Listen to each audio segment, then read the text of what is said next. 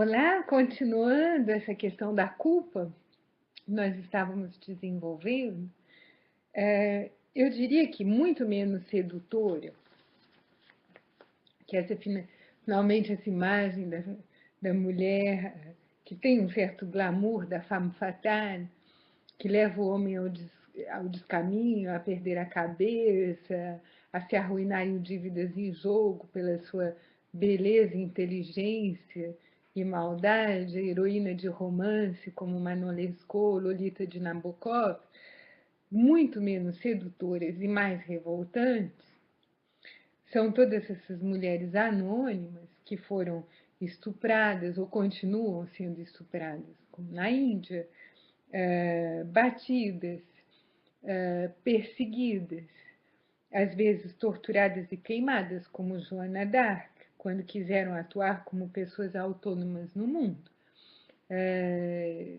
As ditas bruxas, né, que foram perseguidas durante a Inquisição e que vem obscurecer essa questão do desenvolvimento da educação feminina através da filosofia cristã. Chamar a fé e a razão uma bela proposta. Uma bela proposta. No entanto, essa proposta fica restrito, salvo algumas raras e santas exceções, aos homens. Claro, certos homens também desobedeceram frente a essa visão de mundo. Não há como não pensar aqui em Abelardo, né?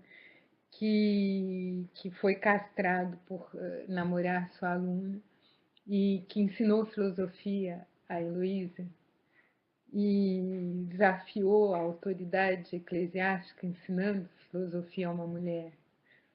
Né? Todavia, Abelardo teve uma áurea, uma possibilidade de continuar a lecionar, a escrever, a participar da filosofia que Heloísa não teve. Heloísa viveu claustrada depois do episódio com Abelardo. Eu remeto vocês à leitura de Heloísa e Abelardo, ou ver um filme muito bonito chamado Em Nome de Deus, que conta esse amor de Abelardo por Heloísa e a maneira como Heloísa foi talvez uma das primeiras mulheres filósofas. Essa imagem das mulheres culpadas dos extravios dos homens, infelizmente, se reforçou. Ela se transmitiu de geração a geração, juntamente com o princípio do prazer. Sentido e gozo continuam não combinando em muitos casos em muitos países do mundo. E o princípio da realidade, do que é da ordem do dever, permanece diametralmente oposto ao princípio do prazer. Eu gostaria agora de abordar uma questão em que nós estamos em pleno não intencional, e eu vou aprofundar essa questão do não intencional, das mulheres escondidas, suspeitadas, acusadas, vendidas, para se levantar de um passado de sofrimento e de desigualdade, para poder ocupar um lugar autônomo na sociedade. Muitas mulheres se conformaram a imitar o modelo masculino e a negar ou a esconder a sua própria feminidade. Hoje em dia elas aprenderam a lutar, usar ternos de cabelo curto, ser magras até a androginia, usar preto, azul marinho e cinza e, sobretudo, enfrentar os desafios sem dar espaço às emoções, com a mesma dureza e a mesma tenacidade que seus modelos masculinos, paternos. Algumas se transformaram em verdadeiras damas de ferro, mais insensíveis que seus companheiros masculinos, e hoje elas fazem parte da competição social com brilho. Algumas são soldados, policiais, outras até astronautas, engenheiras astronautas. No entanto, a feminidade renegada transborda. E as emoções recalcadas surgem nos momentos mais inoportunos e vêm relembrar a vulnerabilidade, a fragilidade ou a sensualidade feminina. Esconder sua feminidade é possível? E até que ponto? A que preço? Por quanto tempo? Pois esse modelo da mulher racional, que nega a sua afetividade, que nega seu emocional, que luta como um homem, que é tão insensível e tão competitiva e arrojada como um homem. Será que é esse modelo que nós queremos para as mulheres na filosofia? E o que acontece com essa mulher que se torna um sujeito pensante, ao invés de reivindicar ser uma pessoa ao feminino, né? Que, no fundo, se torna consciência pura, pensar puro, desencarnado, tão eficaz na conceituação quanto um brilhante filósofo alemão, Heidegger. Mas e o afeto? E a sensibilidade? E o corpo? Como é que ficam essas questões? A maternidade, toda a herança desses fidantes, desse corpo de dor, onde é que nós o colocamos? Né? Essa história de 20 séculos de acusação, como é que nós o resolvemos? Né? Resolvemos essa acusação. Portanto, será que o papel da mulher na filosofia é virar um sujeito pensante, negando a sua afetividade, a sua sensibilidade, a sua vontade de cooperar ao invés de competir, a sua total ausência de testosterona faz dela uma pessoa muito menos agressiva? Então, como é que fica a feminidade na filosofia? A negação da feminidade é particularmente marcante na vida de certas religiosas, como Santa Catarina de Siena.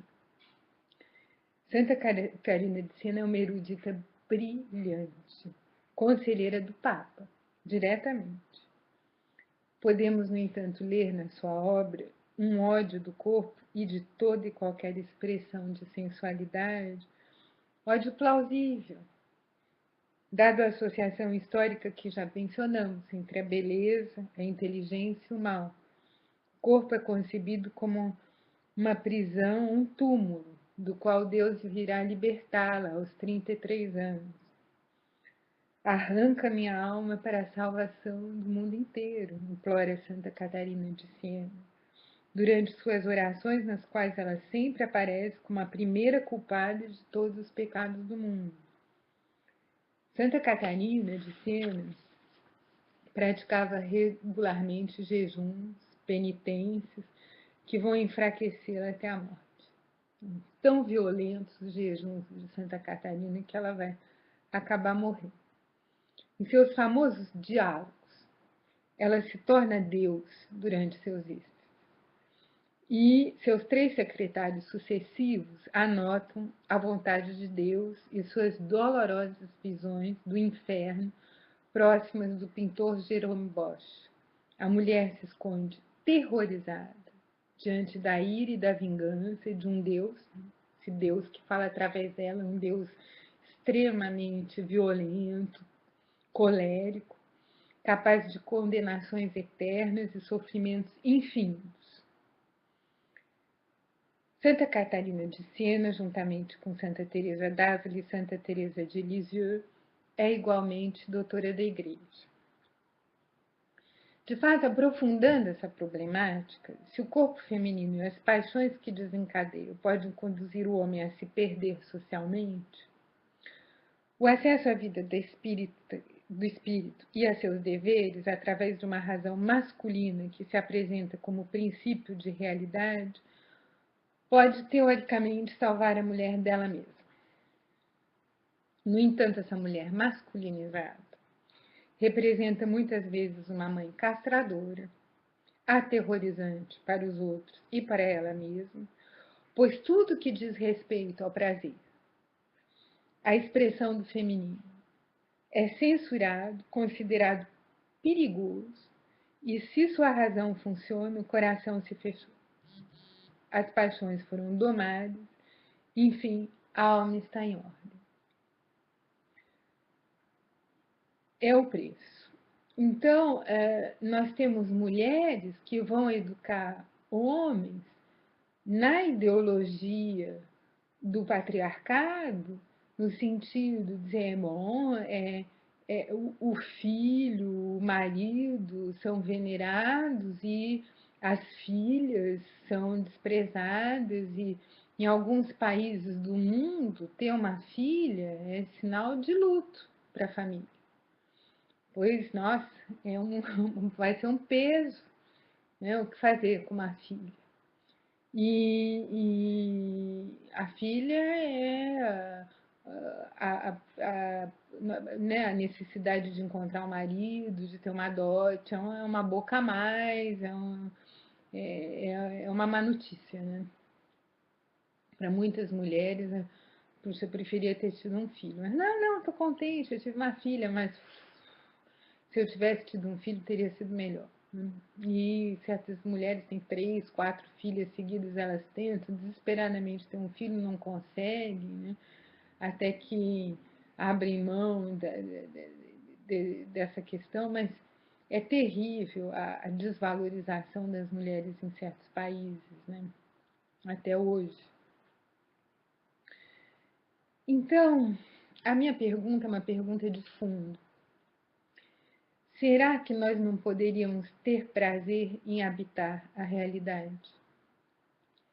Será que nós não poderíamos nos alegrar e ter prazer em pensarmos juntos e reencontrar essa equação, princípio do prazer, princípio da realidade, e reinterrogá-la, retrabalhá-la, imaginando, bom, como seria a possibilidade de nós nos desenvolvermos, de nós pensarmos juntos e, ao mesmo tempo, de nós transmitirmos junto com esse pensamento uma certa afetividade, um certo calor humano, uma certa alegria.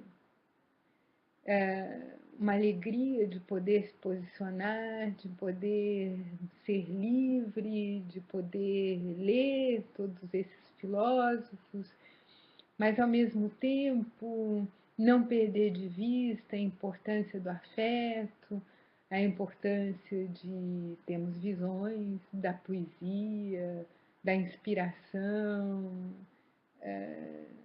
de um conhecimento encarnado. E eu gostaria de questionar, no fundo, uma herança não intencional.